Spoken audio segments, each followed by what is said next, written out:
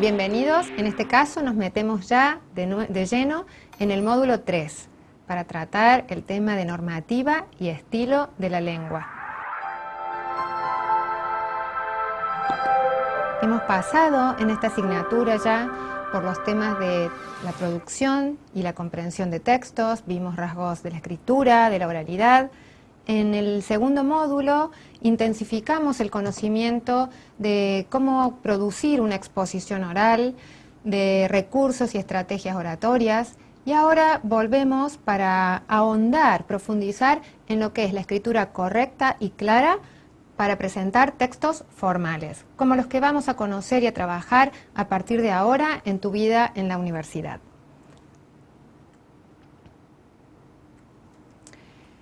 Si vamos a empezar a hablar de normativa, la primera pregunta es ¿por qué normativa? ¿Para qué? ¿Qué es esto?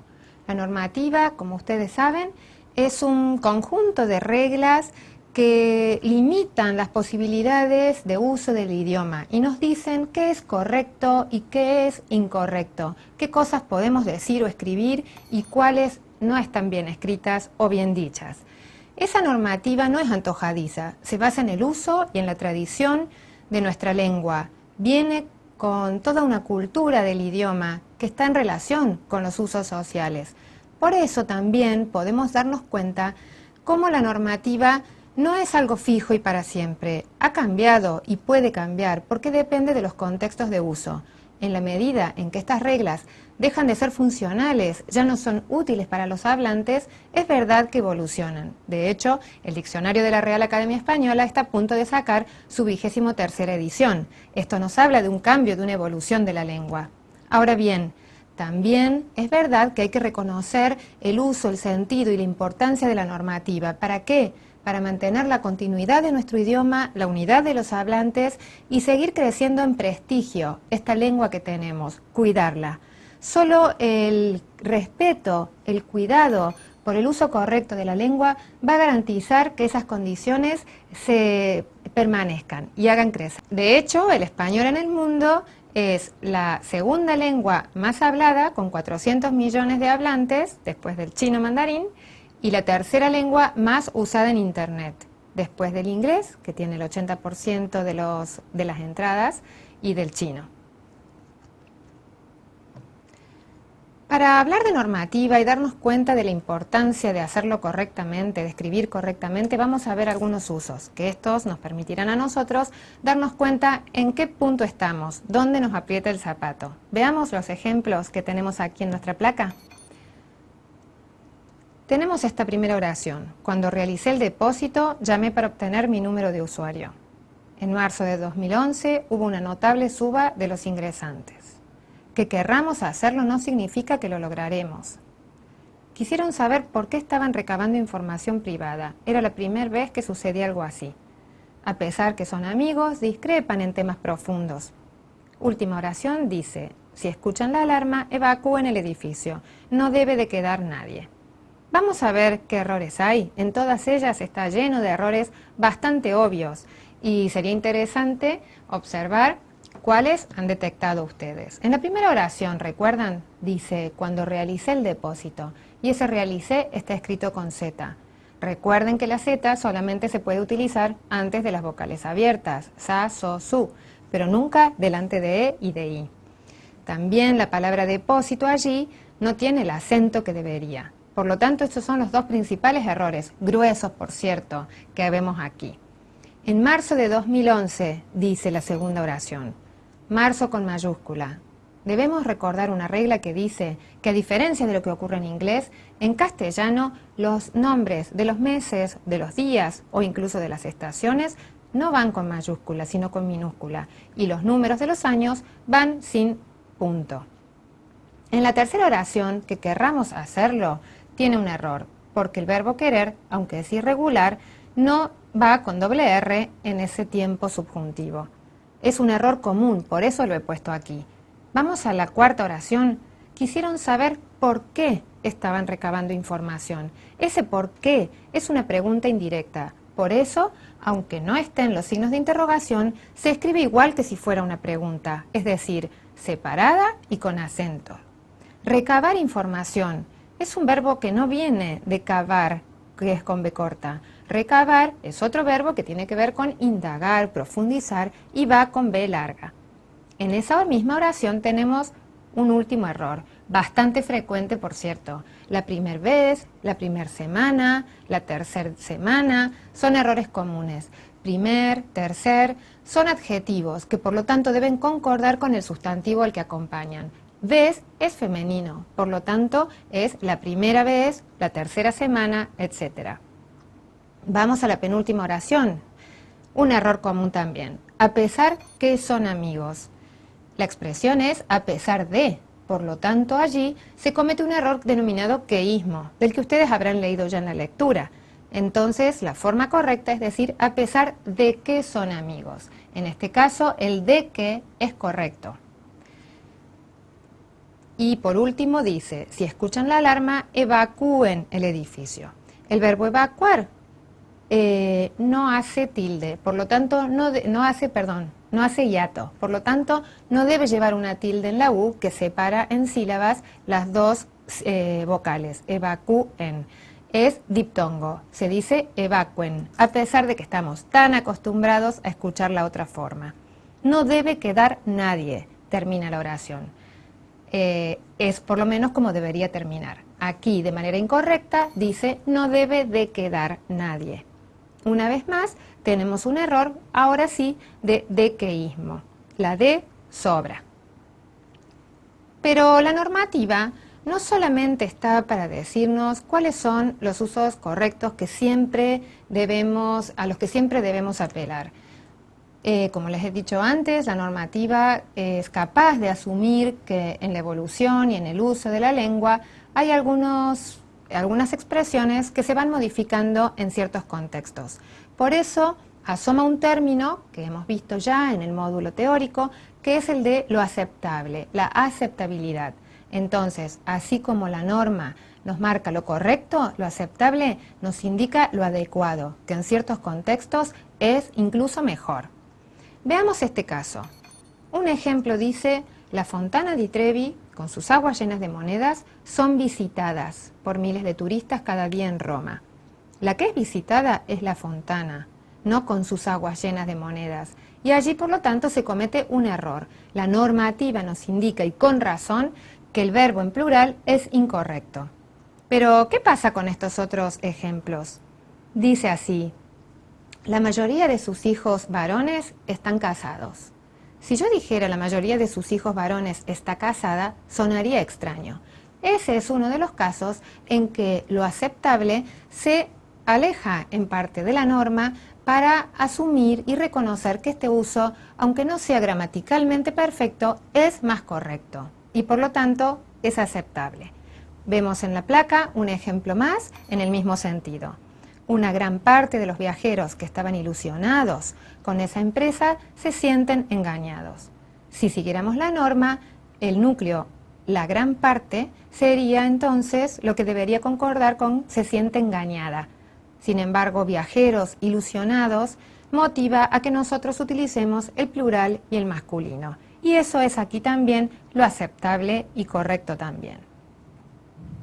Por eso, cuando hablamos de aceptabilidad, tenemos que pensar en todas estas formas que, desviándose de la norma, son de uso común y aceptado.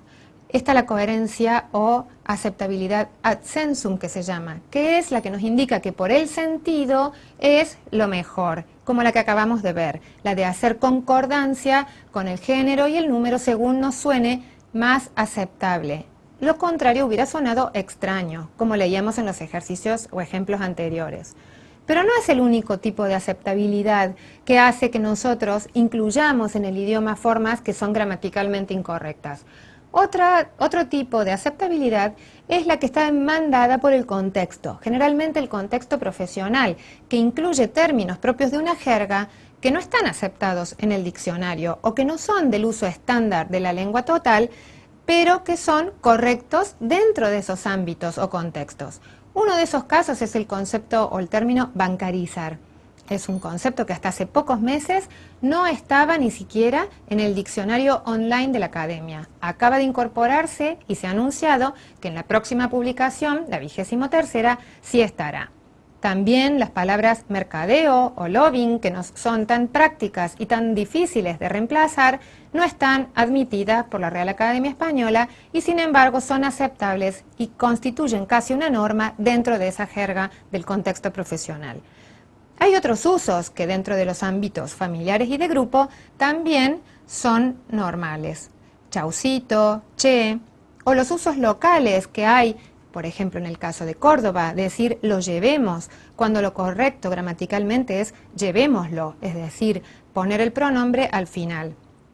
Vamos de Marta, es otra expresión que escuchamos bastante en Córdoba y que viene de una herencia, un contagio de los italianos que han venido a nuestra provincia ya hace mucho tiempo y han difundido de alguna manera este uso que se llama precisamente un extranjerismo y en concreto un italianismo.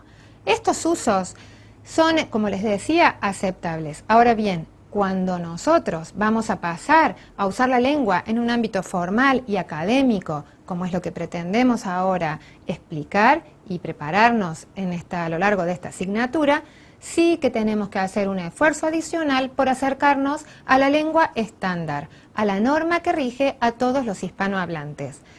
Es lo que decíamos antes, que garantiza el respeto, el cuidado, el crecimiento de nuestra lengua y también la unidad y la comprensión de todos los hablantes. Nos metemos en unas cuestiones ortográficas más. ¿Qué errores reconocemos en estas oraciones que vemos aquí? Fijémonos, el área de recursos humanos está en el segundo piso. Los alumnos tienen que subir por la escalera.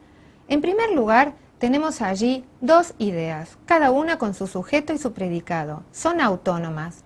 La coma que las divide es incorrecta. Allí debió haber o una conjunción, por ejemplo, un y que las una, o un punto directamente. También el nombre del área, recursos humanos. Las dos van con mayúscula. En la oración 2, no sé por qué ahuyentaron a los invitados de ese modo. El por qué, nuevamente este error. Es otra vez una pregunta indirecta, va separado, y el acento es correcto. Ahuyentar es una palabra que lleva una H intermedia. En la tercera oración hay errores de acentuación y de puntuación también. Me dio la impresión, el monosílabo dio jamás lleva tilde igual que otros monosílabos como vi, ti, vio. Me dio la impresión de que no nos reconocían. ¿Cuándo sería el momento de decirles la verdad? Allí el error de puntuación, aporta confusión, porque estamos frente a una exclamación a la que le falta el signo de apertura, su acento también, y el acento de la segunda palabra, el verbo, sería.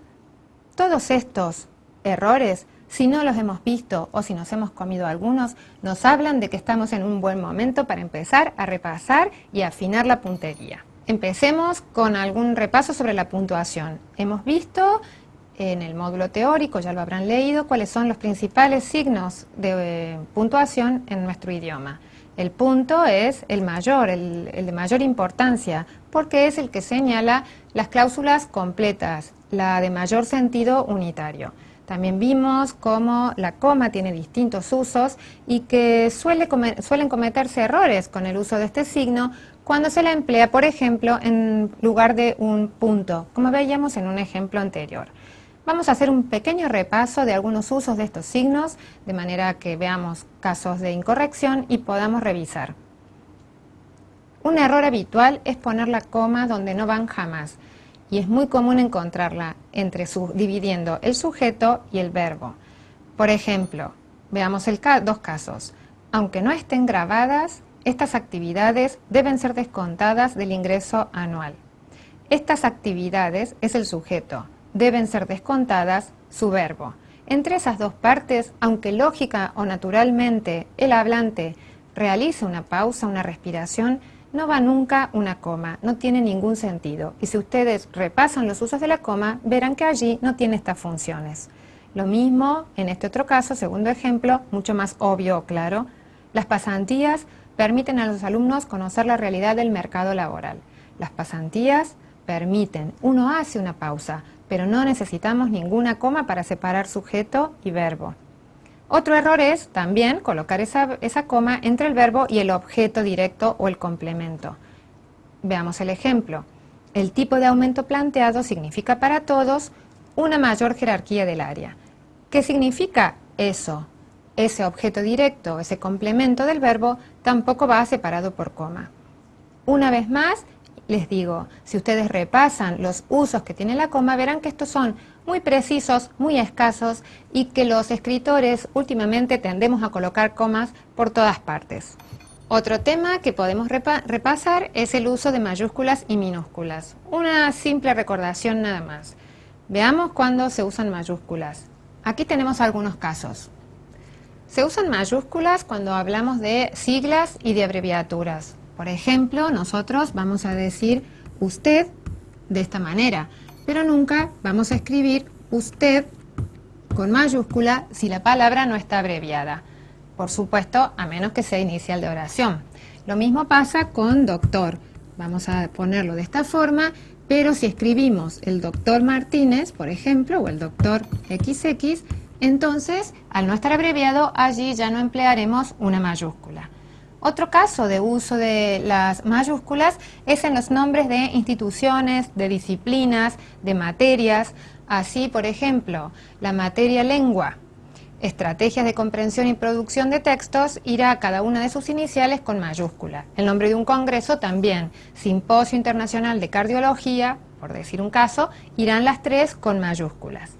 Otro caso más habitual es el uso de la mayúscula en los tratamientos de cargos. Por ejemplo, el ministro. Solamente va con mayúscula si el nombre no está, porque de esa manera la palabra ministro estaría reemplazando el nombre propio de ese sujeto en concreto, en particular, al cual me estoy refiriendo. Entonces, si el ministro dio un discurso, se escribirá así. Ahora, si nosotros ponemos el nombre del ministro, esto iría con minúscula. El ministro fulano de tal dio el discurso. En el caso de las minúsculas, también tenemos que recordar, y lo pueden repasar en el módulo, que en general, cuando nos referimos, por ejemplo, a las profesiones, el doctor, el maestro, el ministro, en general, puesto con sus nombres, van con minúscula. Vamos a dejar entonces aquí este repaso ortográfico para hacer una pequeña pausa y meternos en otros temas.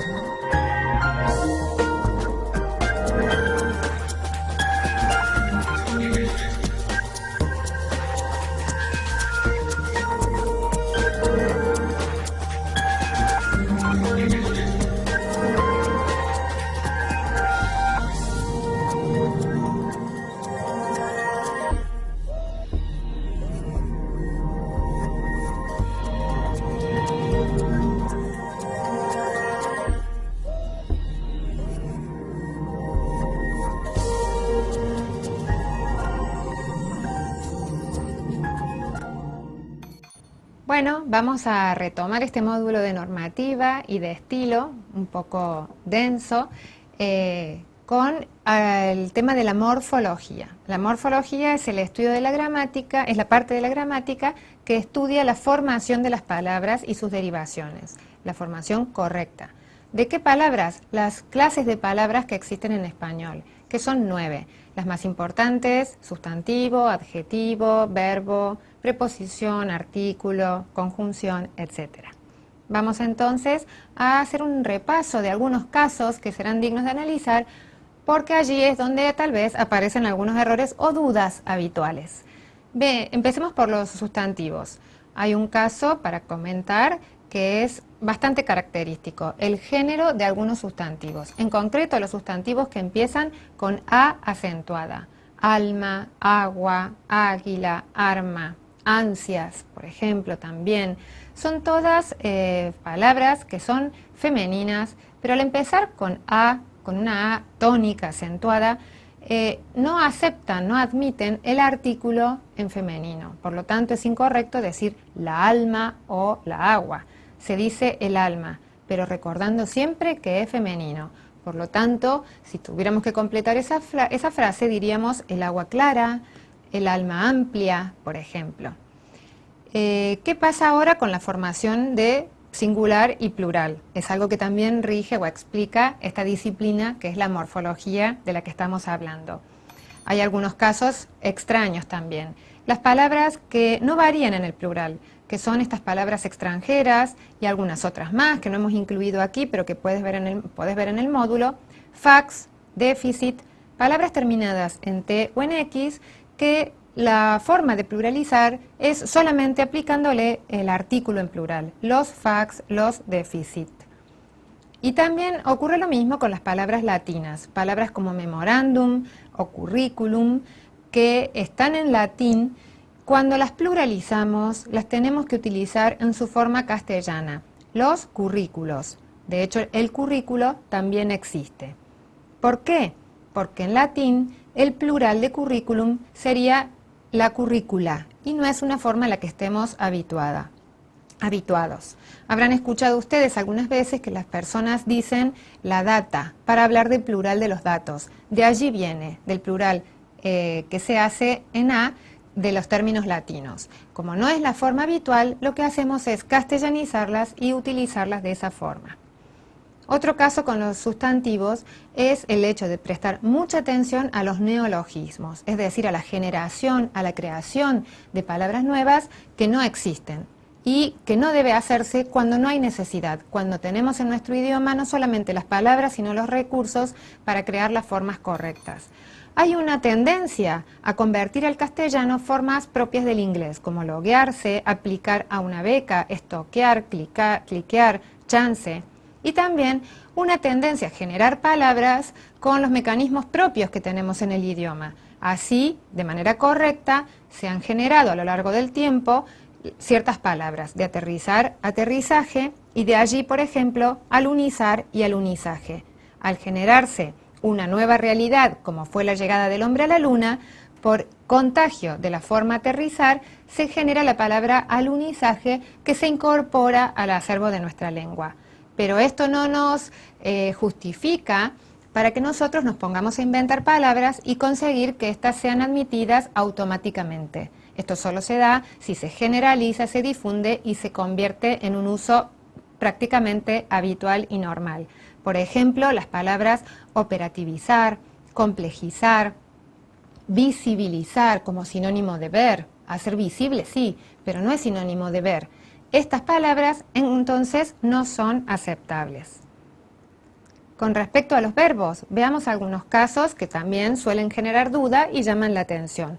Lo más frecuente ocurre con los verbos irregulares. Por ejemplo, el verbo caber, yo quepo. El verbo errar, yo yerro, no erro.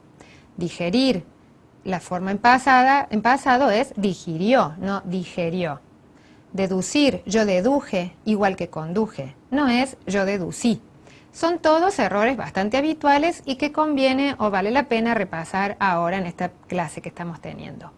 Hay otros verbos que tienen un pronombre obligado: acordarse, aplicarse a, entrenarse o concentrarse. Esta forma pronominal de los verbos, que es así, obligadamente el verbo es de esa manera, hace que en la conjugación se digan, se escriban o se utilicen de una forma correcta, en la que a veces en cambio solemos cometer errores. Por ejemplo, uno muy común es decir yo entreno todos los días. Yo entreno a otro, pero el verbo es entrenarse, por lo tanto la forma correcta sería yo me entreno. Otra es, si la forma es acordarse, la correcta expresión será se acordó de que tenía que ir. Y con respecto al verbo aplicar, en español aplicar no es sinónimo del apply del inglés que se utiliza para las becas. Por lo tanto, la expresión aplicar a una beca no existe, no se reconoce dentro del uso de la lengua estándar del contexto formal que nos comunica y nos reconocemos todos los hispanohablantes. El verbo aplicar existe y se utiliza aplicarse a algo. Por ejemplo, yo me apliqué conscientemente a conseguir una beca. Ese sí sería un ejemplo. Pero aplicar a la beca es un calco del inglés que no es correcto. Con respecto al gerundio, es otro de las clases de palabras que derivan del verbo donde se cometen errores. Todos sabemos utilizar el gerundio correctamente. Por ejemplo, alguien está almorzando o también expresa simultaneidad. Por ejemplo, dos acciones que realiza al mismo tiempo el mismo sujeto. Estudia mirando la tele. Son casos correctos, que realmente expresan lo que significa un gerundio. Pero de allí no se derivan otros usos que sí son incorrectos. Uno de ellos es el gerundio de posterioridad, tan común en los textos formales. Acá tenemos un ejemplo, se analizaron los casos encontrándose varios errores. Analizar el caso y encontrar errores son dos acciones que no son simultáneas y por lo tanto no corresponde usar el gerundio. Tampoco se lo puede aplicar con una función adjetiva, por ejemplo decir que hay una caja conteniendo 10 comprimidos, sino que la caja es una caja que contiene tal cosa. Otra clase de palabra que mencionábamos antes es la preposición. Y en este caso sí que encontramos muchos giros incorrectos sobre los que mucha gente muchas veces se pregunta, ¿se dice así? ¿Esto es correcto? ¿Cómo era?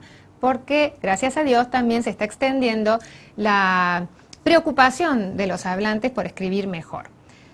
Una de esas expresiones incorrectas es temas a tratar. Expresión tan usual. Nosotros no podemos decir que esa preposición a esté significando algo consistente en nuestro idioma. En nuestro caso deberíamos decir temas por tratar, para tratar, que se deben tratar.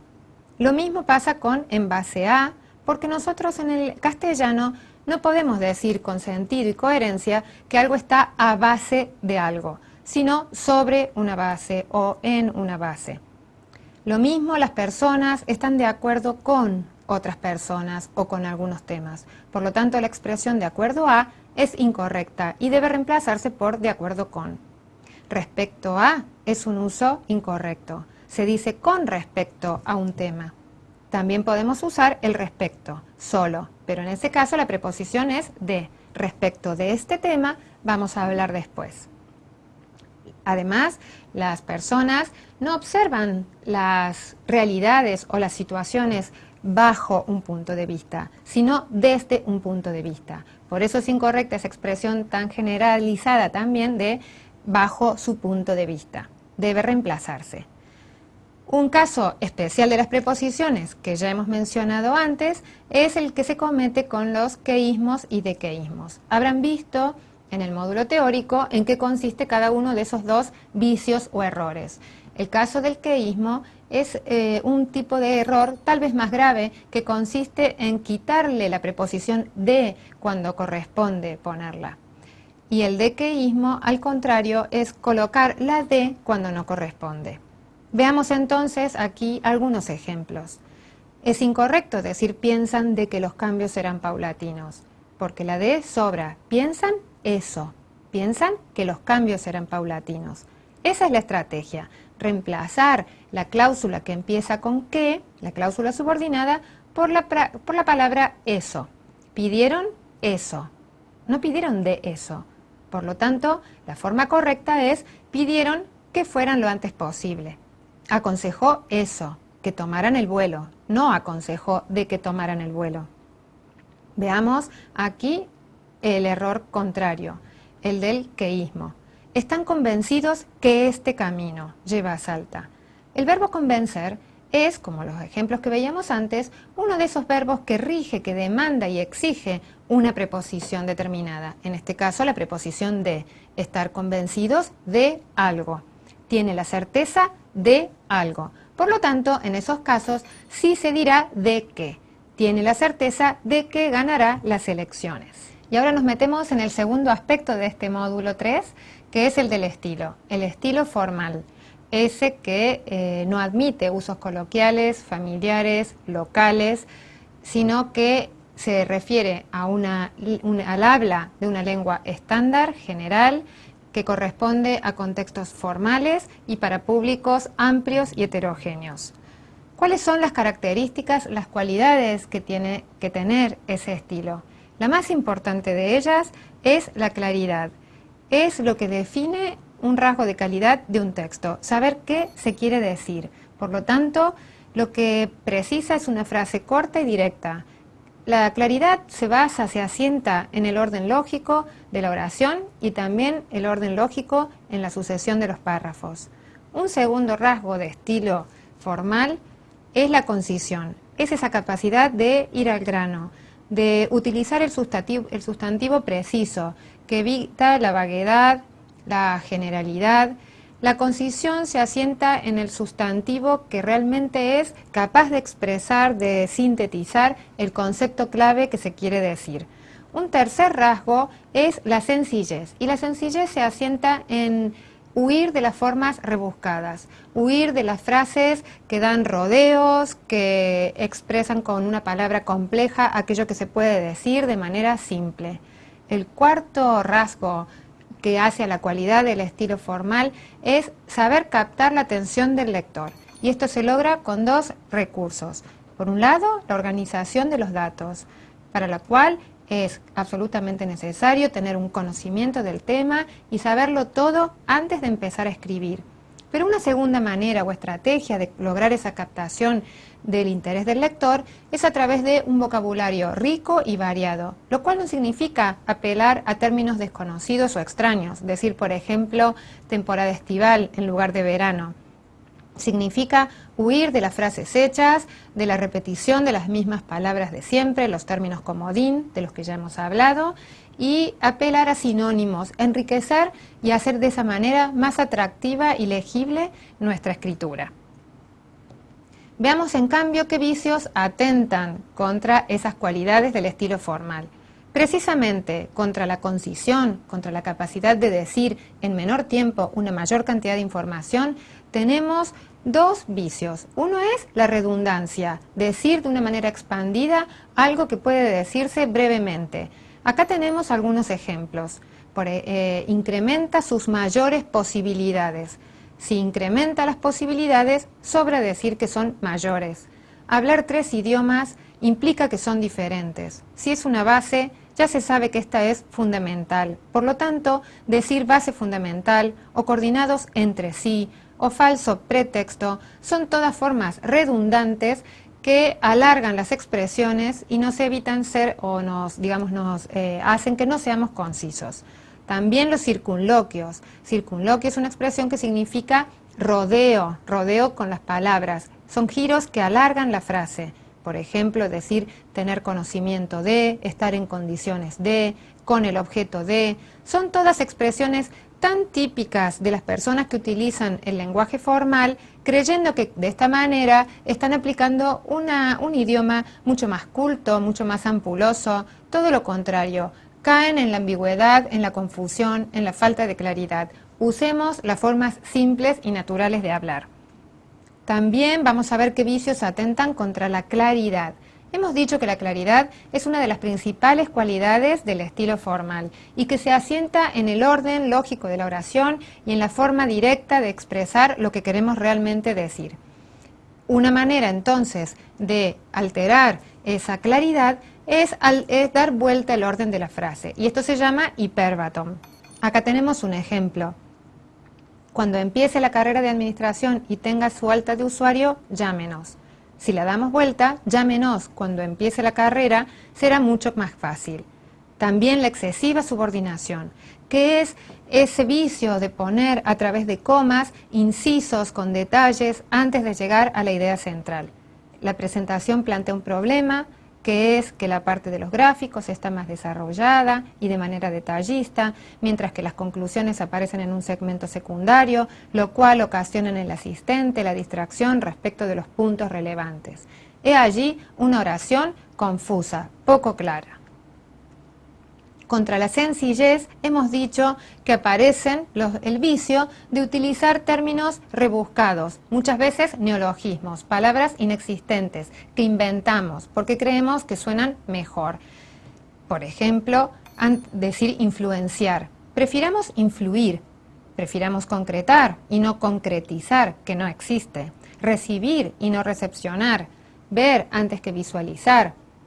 He visto incluso en algún ejemplo la expresión la operatoria o operativizar para referirse a una serie de acciones o un hecho en concreto. Vamos a dejar aquí entonces este pequeño repaso por la parte teórica del módulo 3, concentrada, como vieron, en la normativa y en el estilo, en lo correcto, lo aceptable y lo más perfecto para escribir de manera clara. Es una de las competencias que estamos tratando de desarrollar a lo largo de esta asignatura.